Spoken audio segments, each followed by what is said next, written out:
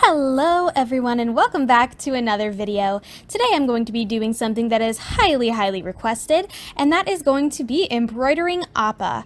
Just a few weeks ago, I think at this point, I made a video in which I created some Avatar: The Last Airbender DIYs, and in that I made a shirt of a hand-embroidered Appa flying through the sky. And I didn't go into too much detail into that video, so that is what I'm going to do here. I am going to take you step by step through how I made this super cute Appa patch. I had some leftover Heat and Bond Ultra Hold that I already have attached to this piece of fabric, and I put it inside an embroidery hoop. I might add another layer of it afterward, but for now I am just going to get the embroidery done. To get the shape, I printed out a little bit of a template of him and outlined it, and then filled in the details as best as I could. Obviously, if things don't turn out perfect, it's okay because everything is going to be covered with embroidery floss by the time we're done. For this, I tried to limit the amount of colors that I had as much as possible. Appa has a lot of complex colors and complex shading. For this, we are not going to do any shading, and I'm only going to be using 5 colors. I have this white, or maybe this yellow, I haven't totally decided for his fur. I'm going to use this super light brown for the stripes and arrow on his head. And then I have a lightish brown for his ear and his muzzle, and maybe for the shadows in between his legs, this medium darker brown that I think I'm going to use for the underside of his belly and tail, and that little piece there in by his eye. And the darkest color, a black, is what I'm going to be using for his nose, his feet, the outline, and his horn.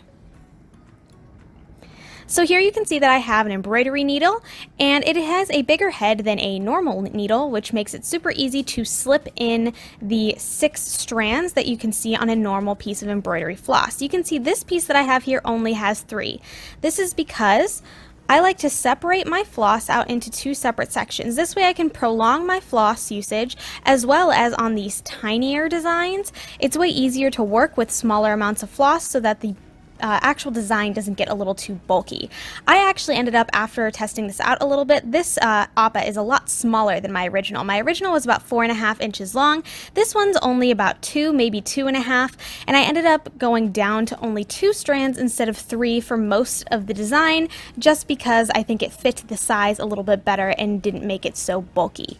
I do start off with 3 here, slipping it through the hole and knotting it at the end so that I can get started on my actual embroidery. You can also see that I do have the shiny backing, so it is going to be rather tight on the way through, so I really only need to knot it once.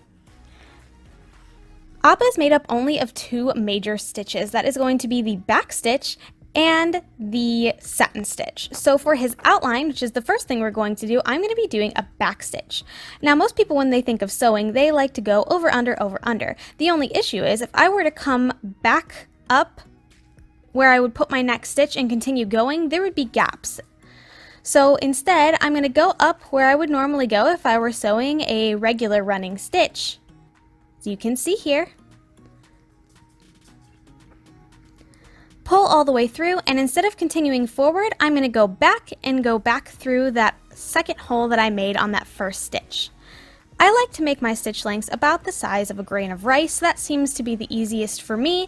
Sometimes they'll be smaller or longer depending on what the situation calls for, but the smaller the actual stitch size, the easier it is to go around curves and to keep the original shape. So once again, I went up about a rice grain's length stitch away and came back down. You can see how the outline is starting to form. Now I'm just going to hyperlapse through the creation of the outline. It's really as easy as that. I'm going to go around the entire shape to start, following that exact same method. Here you can see that I've actually run out of thread. Now all I have to do for that is separate it out into 2 and 1, just because I don't have an even number, and tie it into 2 or 3 knots depending on what I think it needs on the back, and snipping off any extra. This way none of the stitches come loose while I'm continuing my embroidery design. And I use my little stork scissors to cut that off, and move on to restringing my thread and continuing along. Here I'm separating out my thread, The longer the piece, the more difficult to process that can tend to be. So after I go all the way around and complete my full actual outline and I want to start doing the details, I just went straight from the tip of the tail and started adding the details inside of the tail after that so that I don't have too many extra thread pieces stretched out behind the back. This will make it easier once we have the Ultra Hold Heat and Bond on the back to avoid any issues when we're trying to iron it down to something. And of course, you could always leave this in the hoop. It's entirely up to you and your preference on what you'd like to do. But I did want to turn this into another patch, so I did want to reduce the amount of bulk there is on the back and make it easier for the heat and bond to apply. You can actually kind of see where I ended and where I started originally, the difference in the thickness of the threads from where I had the 3 to where I had the 2. I still think it turned out a-okay. And right about here you can see that I have my full outline done and I have a nice amount of space on the inside on the back that I can still use to iron down with my Ultra Hold Heat and Bond. Now I'm going to show you how to do a satin stitch. It is just as simple as the back stitch. It's really as easy as going up, going forward and pulling a straight line across, putting another hole relatively close to the hole you just did, and going back in the opposite direction so that you basically create 2 full stitches that fill in a shape. So once again, I'm going up relatively close to the last one, and then bringing it back over so that I can fill the shape. The reason I like to go up directly next to it instead of, say, going back down to the back of his paw and then bringing it back up to the front like I did in the first stitch is so that I can reduce the amount of bulk on the back. Now I'm just going through and starting to fill in all of his feet. Since I already had the black thread, I figured it would be in my best interest to start filling in all the black bits as much as I could, so that would be his feet, his nose, and his horn. Smaller sections are easier to do because they're already relatively full. It's also easier when you have larger sections to use more strands of thread in your embroidery floss. So instead of using 2, I might recommend bumping it up to 3 or even 4 depending on your needs.